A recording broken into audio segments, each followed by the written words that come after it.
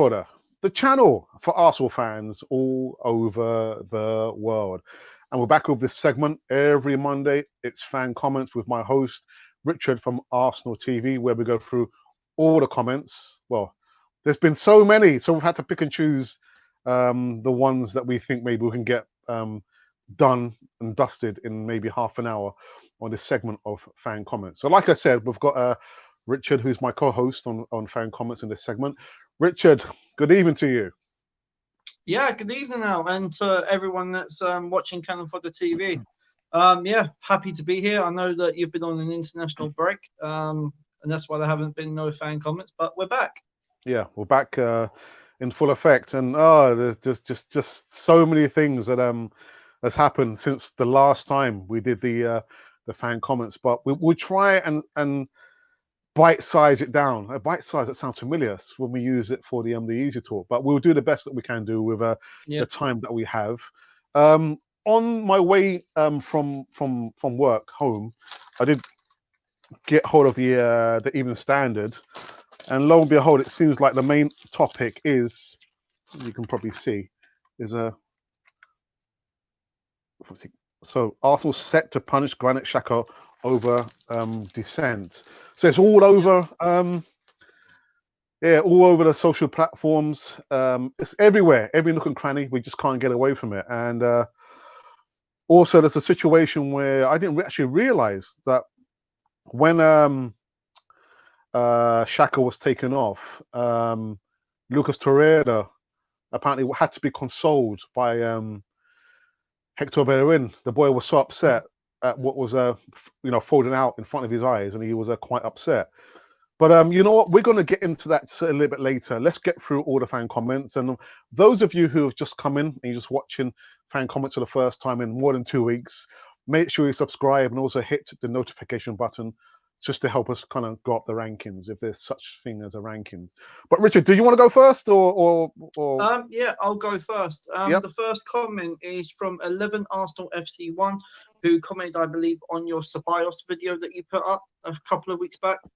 And he says, Ceballos is a natural replacement for Ramsey, not Ozil, but a permanent move would be awesome. The guy is nice. Well, I actually tend to agree to some extent with the comments there, because I don't think he's a natural replacement for Ozil. I think he's more of a replacement for Aaron Ramsey. I don't want to go back into time with the mistake that Arsenal made by letting Aaron Ramsey go. But in regards to Dani Ceballos, how do you see him fitting in at Arsenal, Richard? Well, play him in his actual position where he's supposed to be, and that is that number 8 role, that box to box midfielder. I don't really see him as a number 10 because of the way he's been playing recently. If you look at the way we played, obviously last night against Crystal Palace, we didn't create nothing.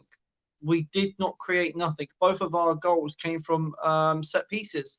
So I think the answer is right there, that if you're going to play someone in the number 10, this is where I think that we need to bring Mesut Ozil back into the side, because I think that he will be the only player that can come in to create chances. Dani Ceballos is not that type of player that can create chances. He's a type of player that will drop back and sort of do the same sort of thing as to what Lucas Torreira does. But I see more of Dani Ceballos as that box-to-box midfielder than I do as a number 10. So the best thing to do is play him in his actual position. So you see him as a replacement for Aaron Ramsey rather than Mesut Ozil. That's what you're saying. Yeah, but well, when I first looked at Dani Ceballos when he first came in, and to the whole situation with Mesut Ozil, and that's the point where I was thinking, okay, maybe he could be Mesut Ozil's replacement, as the board and Unai Emery are now trying to get Ozil out the door. That's why he's not being selected. But now when I look at him on the creative side and going into that final third and try and create chances, he just doesn't do it. For me, he just doesn't. And I think that this is a point where we have to try and get him on a permanent deal, because that is what Dani Ceballos wants. He wants a permanent deal. and then Unai Emery has to start playing him in his actual position, play him alongside Torreira or Guendouzi in that defensive midfield. Yeah. So the way I see things, I think I don't think I can clearly see that Mesut Ozil is being frozen out. Yeah, Unai Emery clearly doesn't rate him for whatever reason. I've given my opinion so many times on Canal 4 TV. I'm not going to go into greater detail, but there probably is a case for Arsenal actually going into the market and trying to find a number 10 who's going to create something for the midfielders. The defense, actually, I think the problem is, Richard, is that we don't have, well, we do have a defensive midfielder, but for some reason he's not seen any kind of Premier League action. He features more in Europa League games than in the Premier League games there. Lucas Torreira. yeah. But It's a weird one he's not a to number 10. He's not a number 10. no, not. No. It's a weird one to say about Lucas Torreira because, like, when you look at him and the way he was playing for Uruguay, he's playing in his actual position, and he's the type of. And when you see him play, you think that's the player we brought. That's the player we brought. But then when he comes into the Arsenal squad, and then you can see him sometimes being ahead of Pepe, and Emery wants him to be that number 10. And you're like, what? We didn't buy that. We didn't buy a player to do that. To We've do that. already got in Mm. Mesut Ozil. Why are you using a player like Lucas Torreira as a number 10 when he's not a number 10? Mm. So it's very confusing. But yeah, going back to the comment, yeah, I tend to agree with the person who put the comment on fan comments. yeah, That yeah, Ceballos is more seen as a replacement for Aaron Ramsey rather than a creative number 10. But let's see what happens in the future. Actually, in the next transfer window, which is in January. yeah, Right, so it's my turn, and I've got one here from Anav Ghosh, again a regular, and he says, and he's responding to the Easy Talk on Friday, and he says, I do not like Unai Emery, nor do I hate him. However, his lineups at the start of any match puts me off. I will point out something that I felt this time when I saw Willock, Ainsley Maitland-Niles, and he's put Willock again. I didn't actually print out all of the comment because the comment is quite long. yeah. Yeah, Unai Emery's 11. It does have question marks over it. It does have question marks, and the only thing I'm going to say is that we have to trust Unai Emery. We have to let this guy get on with the job in hand. Yeah. And if the board think that they've had enough of him, then it's going to be the board's decision at the end of the day. In regards to the 11 the starting 11 there, we saw Tierney rolled out in the Premier League. He didn't do 90 minutes. No, He was I there for think 90 the minutes. reason why he didn't start a full 90 minutes, maybe because it's his first Premier League game, Yeah, and maybe they didn't want to rush him too much. yeah. Maybe we might even see him at the next Premier League game, which would I imagine would be against Wolves. I think is our next Premier League game. I think so. So we probably might see Kolasinac in the Carabao Cup against Liverpool on Wednesday. Yeah. But in terms But, of Unai Emery at the moment, I'm starting to sort of lose my patience at the moment. listen, let's stay on track, Richard, because we're talking about his 11. We Yeah. can save that for a little bit Oh later yeah, on if you in want the to talk segment. about his 11, I mean, Yeah, there has yeah. been times when you have to look at the game like Man United, for instance, and against Tottenham when you're at home, he's playing three defensive midfielders. You should not have to play three defensive midfielders. When I look at that and I'm thinking, well, where's the creativity going to come from? Who's going to be that supply line? Who's going to come from that midfield to supply the balls to Abba, Laka, and Pep?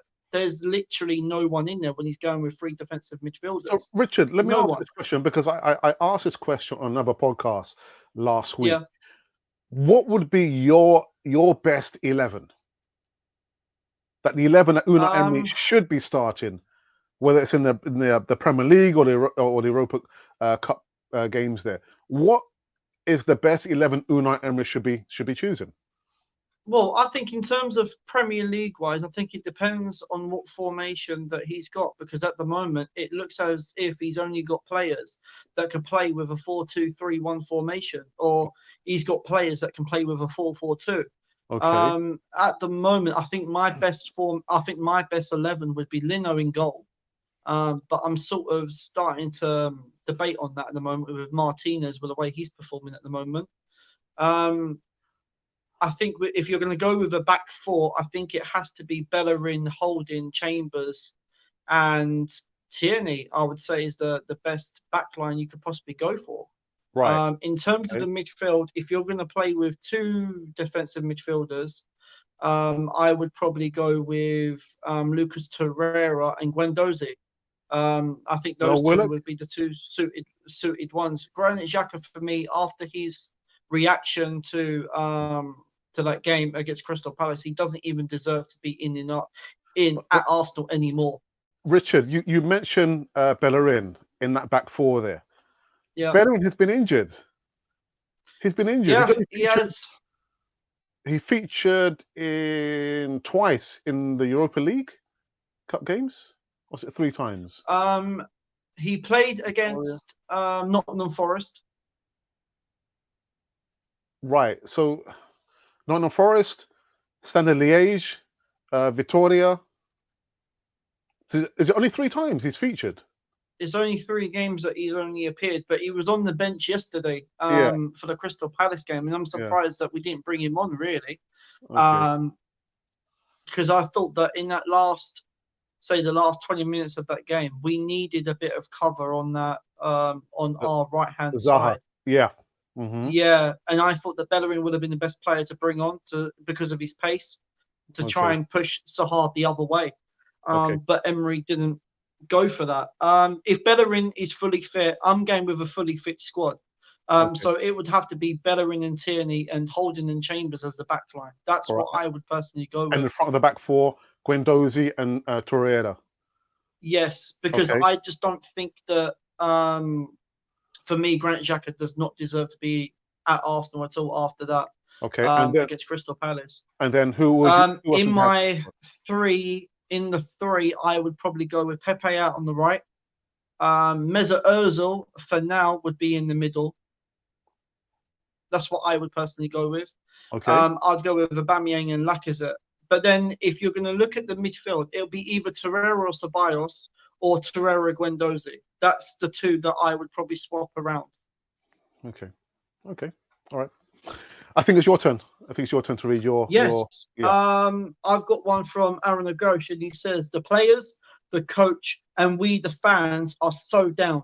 That even a 2-2 result is so thankfully accepted, as if that is what more than what we deserve, or what we deserve. Yeah. Hmm. Okay. Yeah. You probably might or might not have seen the live stream I did yesterday straight after the game, and it was just a flood of negativity in the chat. Yeah, Very, I watched it on playback and I removed one of the comments that was there. yeah, yeah. It was, but we'll get to that in a moment. We're just going through all the fan comments at the moment, Yeah. and I've got here. Where was it? Sorry, Richard. What was the other one I had here? Okay, I think I'm going to take one of yours actually. It's down to Emery because it's obvious his style of play is wrong. His fault to keep playing Shaka. We are crap and we have had enough. Yeah.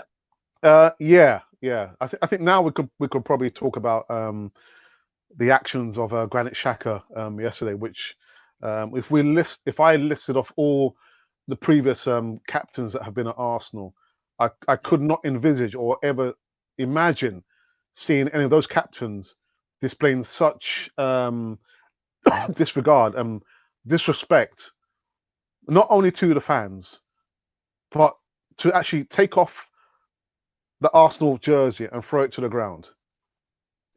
For me is unforgivable. I can't forgive him for that. In regards to the punishment, for me personally, I don't want to see this guy wearing the armband at all. in regards to him never paying for Arsenal again, that's going to be down to the board and Unai Emery at the end of the day. But I could never imagine Pat Rice, Frank McKintock, Tony Adams, Patrick Vieira, all them guys would never ever under so much pressure, and you're supposed to lead by example. Yeah. You've got Lacazette. You could clearly see Lacazette try to, kind of console him, and he wasn't having that. He threw the armband at Aubameyang that landed on the ground, and he's walking off. You can see clearly lip reader. He's saying to everyone to F off. And then he's coming towards Unai Emery. He doesn't want to shake his hand, and then as he's going down the tunnel, he takes off the top and throws it to the ground. Unforgivable. Unforgivable. Yeah. And it compounds everything else that's going on at Arsenal. We've got the Ozil situation going on there.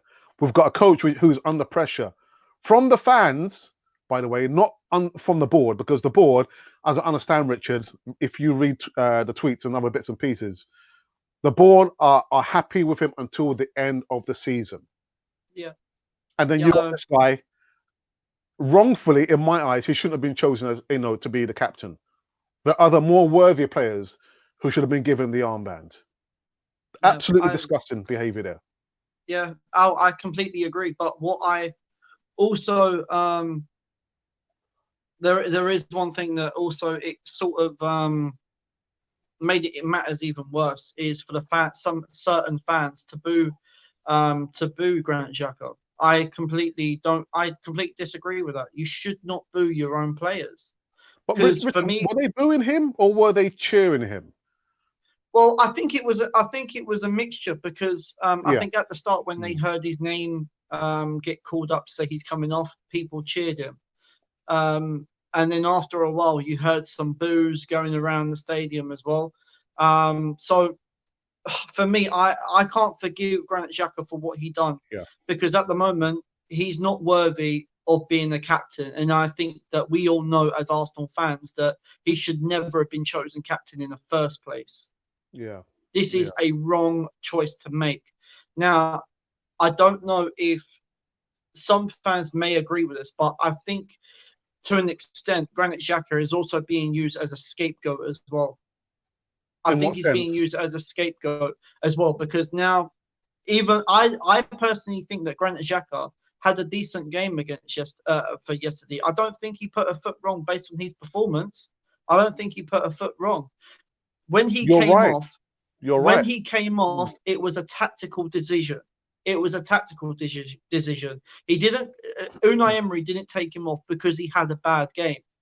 He took him off because it was a tactical change. It was clearly in midfield that there was something not right that Emery saw that he needed to change. And I think it was down to pace. We needed pace, and Saka provides that. Granit Xhaka doesn't because he's too slow. So now it's like, as I just said, Granit Xhaka did not have a bad game at all. He was quite decent. The reason why I gave him a 0 on my players' ratings, it was for his behaviour, the way he reacted when he came off the field. That is my only reason why I gave him the rating that I done. Because the way he reacted, he's given a bad example to the youth academy players, the up-and-coming players. He's setting a bad example to them. And not just that, he's now disrespecting the whole club, the way he reacted. You're chucking the armband to the floor. You're now disrespecting the likes of Tony Adams, Patrick Vieira, players that have wore that armband and took pride in it. Us fans would die to have 1 minute on that field to be in your shoes. You're getting paid as a job to go and do it for a full-time job. And then you showed that disrespect to the club and to the fans the way you reacted. If I was in Unai Emery's position right now, I would take the captaincy away from him. And then what I would do is I would leave him out of the squad for at least for a couple of games. Because it proves that the fans are really on his back. And it's not just that. A couple of months ago, where Granit Xhaka put up a picture on his social media, on his Instagram. It was a picture of him, his wife, and his baby. I commented on it and I said congratulations, but there was a certain somebody on there who came on and said, I hope he's a better father than he is a player. Why would you seriously go and put that? Why? It's not football related. Being a father is probably one of the best moments you would have in your whole lifetime. But yet you get someone that puts that on his Instagram post. He's getting death threats as well. So do you have some sympathy with the way that he's reacted there, or you don't give him any sympathy at all? You don't have any sympathy. The way he reacted for his behaviour, no, I don't have no sympathy for him. The way he reacted. But in terms of the death threats and everything else that he's getting, yes, I do have sympathy for him in that sense, because there's no need to send him death threats. There's no need. He's human just like everybody else. Okay, all right. Anyone who's just coming to this segment on Canon 4 TV fan comments, it's been a week of yeah, it's been a tough week for the Arsenal faithful, you know, much less the coach and the players and the fans, and everything has come to a head. If you're just tuned in now, make sure you subscribe to Canon 4 TV and also hit the notification button. I've got Richard, who's my co-host with me here. He's with me every Monday, going through all the comments that you guys thankfully pen to this channel, which is Canon 4 TV. Let's just take a quick break and go into the chat, because I can see it's gone crazy. It's gone absolutely crazy again. So let's just pick out a couple. Let's just see. Uganda Knuckles. Agent Shaka plays for Burnley originally, but wanted to hide his identity. IG's in the chat. Richard, you look slick in the new hairstyle. Thank you, IG. Uganda Knuckles again. Emery out. Yeah. Got Ryzen 101, who hasn't been here for a while. This is really sad. Wish we were in a more positive position. Absolutely. I think we all do. Yeah, absolutely. Okay. Another one from IG. Why isn't everybody talking about Shaka to be punished more? Why is it all about Emery out in the end? It's just it's how can I say this? It's a common topic, isn't it? It's one of the topics that the fan base is so reactionary. You know, we don't take time to put our brain into gear. You know, think things through and then give an opinion. We're so reactionary, and like my old teacher used to say, that bad news will travel around the world very quickly before the truth can get its shoes on. Bad news and all that kind of stuff there is more appealing for a viewer than anything positive, and that's the fan base there. IG, you know, it's like Emery out, Emery out, Emery out, Emery out. But it's just that's how things are now. Going to what IG said about talking about Granit Xhaka's punishment, I actually did say that. I said that he should have his captaincy removed from him, and maybe he should sit out of the squad for the next couple of games, because it's clearly that the fans are on his back, and maybe that this will be a time for Granit Xhaka to sit back and just let it all blow over for the moment until Emery makes that decision. At the end of the day, it's down to Unai Emery what he decides to do. Yeah, it's down to him. He's the coach. He's the one that makes these decisions. For now, I would give the captaincy to someone else at this precise moment in time. Okay, we can actually talk about that maybe towards the end, who we would like to see wear the captain's armband. Back into the chat, Uganda Knuckles. Oh, Uganda Knuckles, you're dominating the chat. Give somebody else a chance. If Guendouzi didn't do that rugby tackle on him, he would have one hindered. I don't understand. Scored that. Who was it? He rugby tackle. Was it Wilfried Zaha? Was it Zaha? Yeah. Okay. Yeah. Indian Guna, because that clown made Shaka the captain. He and Emery out. See, Al, I can understand why people want Emery out. I can understand why, because of certain decisions he's making during games and the way he's managing the team. Everyone is saying that we're going backwards in terms of being on the field. To a certain extent, I agree. We are sort of going backwards because our defense still hasn't changed. Our away form still hasn't changed. Um, the only thing that I can see that we are pushing forward is the recruitment that we've brought in, apart from what's happening on the field. I reckon what the board needs to do now in January, I think this will be the ideal thing. What the board needs to do is review Unai Emery at the moment to see how he's progressed with the team. Look at our away form in certain games that we've played, and if it hasn't improved, wait until the end of the season, then decide what you want to do. Because at the end of the day, he's got until the end of this season. That's when his contract ends, is this season. And that's when, Yeah. if he's done well, then they will offer him a new contract. If not, Okay. then I reckon they will have someone in place. Okay. Okay. Josie, good evening, Josie. I actually hate to have to correlate myself with some of the Arsenal fan base. There's no balance. Okay. Ryzen 101, Indian Guna, we tried to compare him to Firmino because Lacazette hasn't got the mobility. Plus Firmino started out as number 10. I thought Lacazette, he looked very, very short yesterday on Match Fitness. Yeah. Usually you get to see him running down players, busting the gut, but you can see he was short of Match Fitness. And what made the situation even worse is like we didn't get any decisions. All the decisions, almost all of them, when Lacazette was clearly fouled, almost none of them went in our favour. And that was so Yeah. frustrating. And then only to have VAR come in when the referee had made his decision, there was no infringement there. Why was Socrates' goal disallowed? There was infringement. Where was the infringement? There was 3 players around Chambers. Where was the infringement? And then you've got, people are going to wonder now. The media is against Arsenal. The officiating and VAR is against Arsenal. Mm-hmm. What's going on? What's going on, I Richard? I don't get it, because when I looked at it, and obviously I was watching it, and I was completely conbuffled when it said that the goal was disallowed. I was thinking, hold on a minute, why has the goal been disallowed? If anything, Chambers was fouled in the box. It wasn't the other way.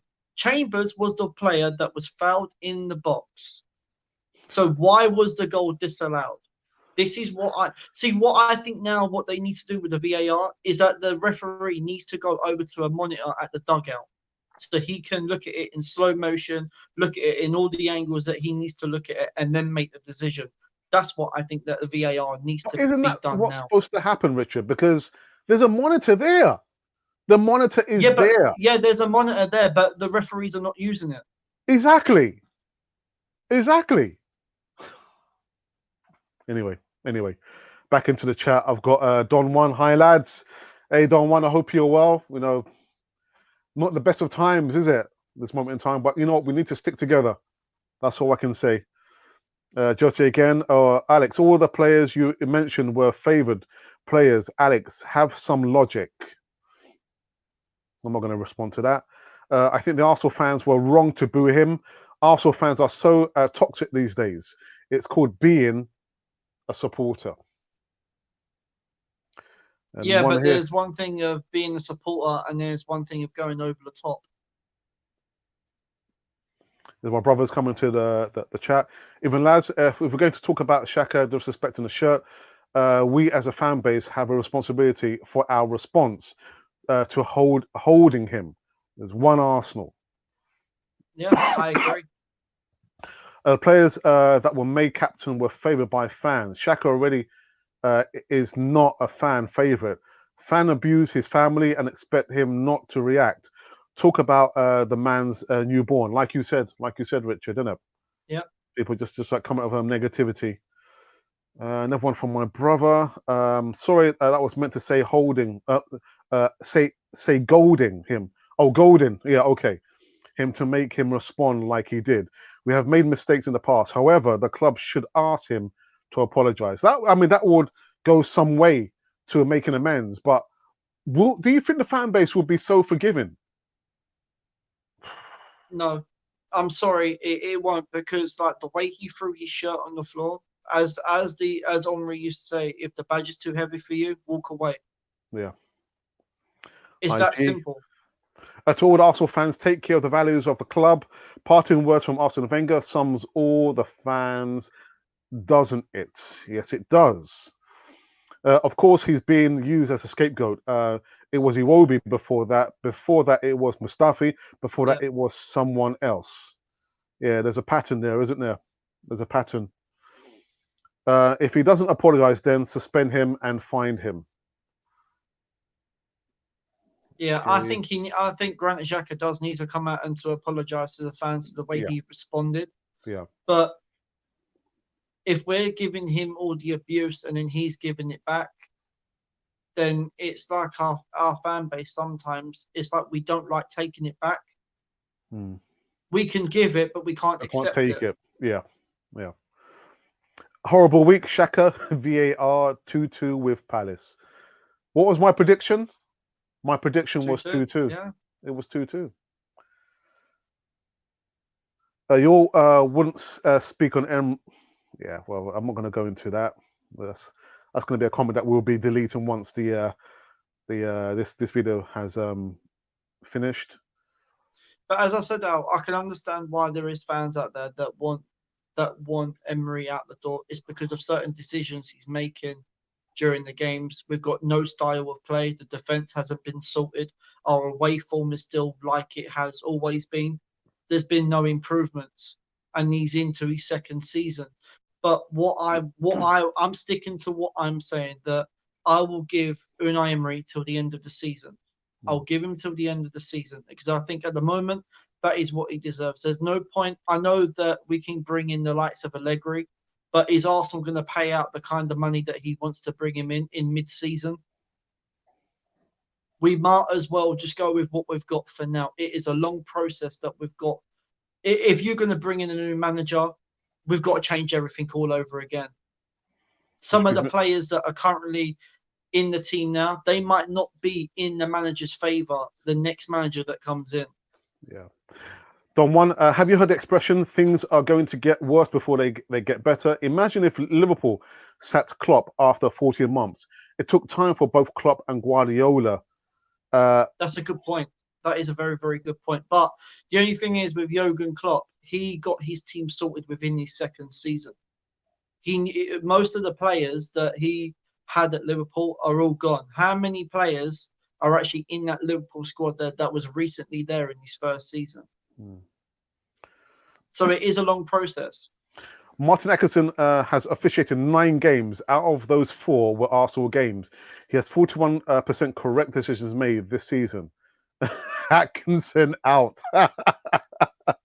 That's actually a good point. No, that is actually a good point. He has actually, most of his games that he's refereed are Arsenal games.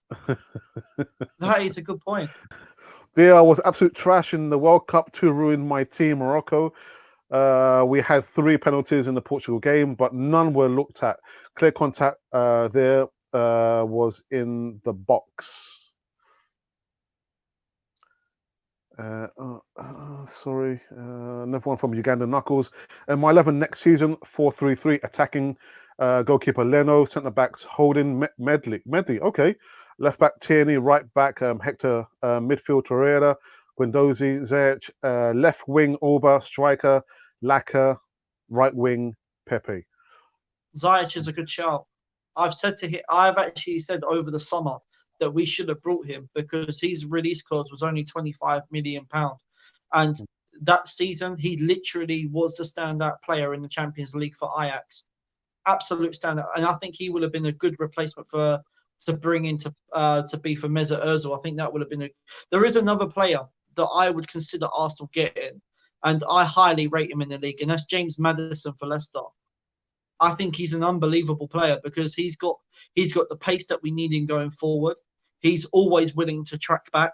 So maybe Arsenal might need to start looking at players like him that are currently already in the Premier League.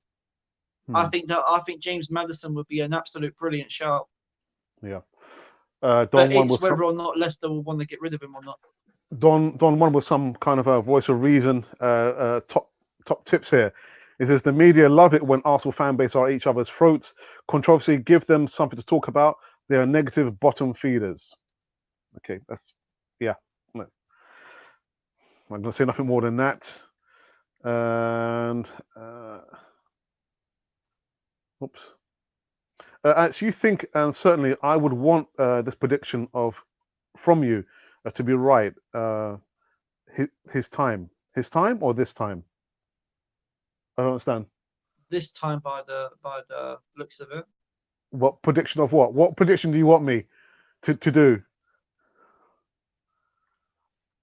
All right, okay. Why do you think there were no English referees at the World Cup? Because they're all rubbish. All There rubbish. is one thing I would like to see. I would like to see women referees Yeah, there was to a referee was there a games. woman linesman on, or maybe it was another match in the Premier League. This Yeah, there has been a woman linesman in the Premier League, yeah, but I would personally like to see a woman actually be a referee and make the decisions. hmm, that's a good shout. Good shout.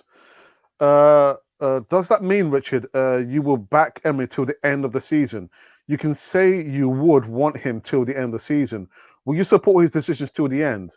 Would you back him? I think IG Richard has said that he would be with Unai Emery until the end of the season. Isn't that right, Richard? You did say it, didn't you? Yes, I will Yeah. back him until the end of the season, but the only problem is maybe I probably don't agree with certain decisions that he's making, but what's the point in changing a manager in mid-season? I know that I think it was one of the Premier League managers.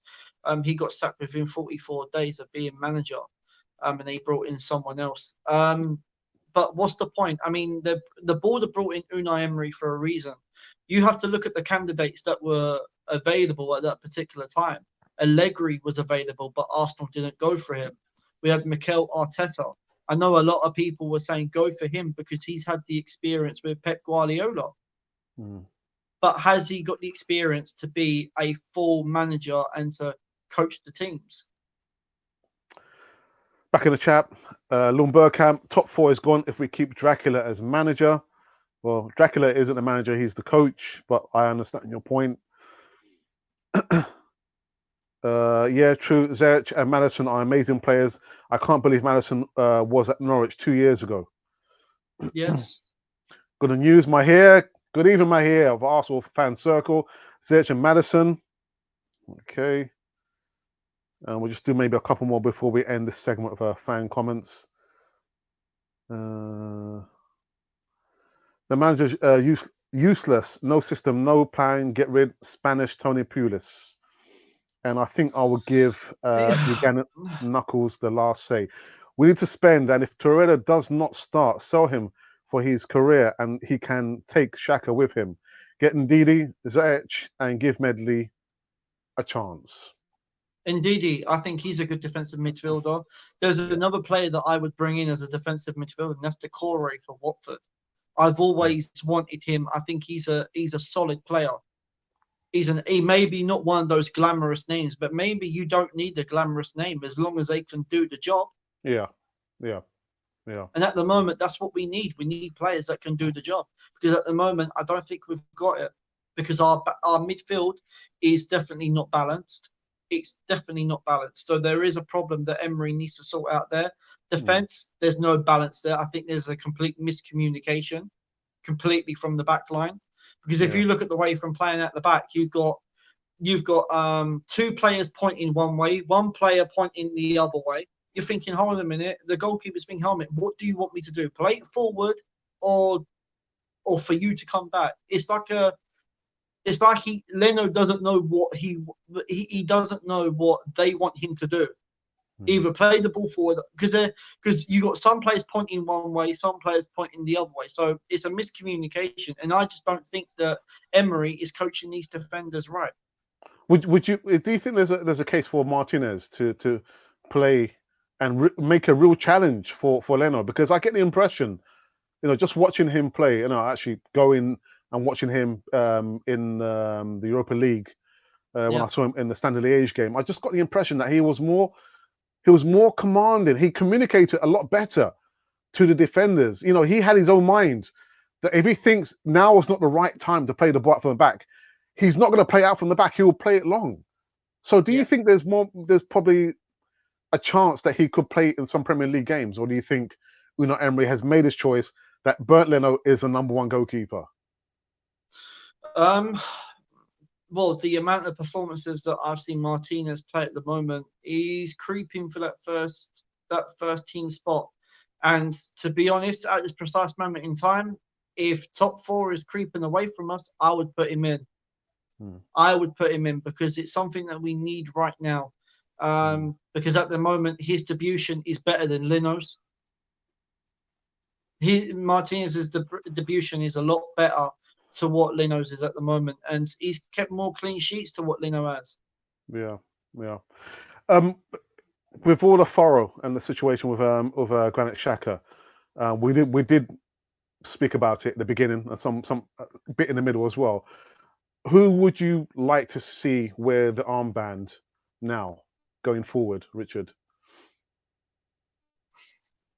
Tough one, isn't it? Um, Hmm.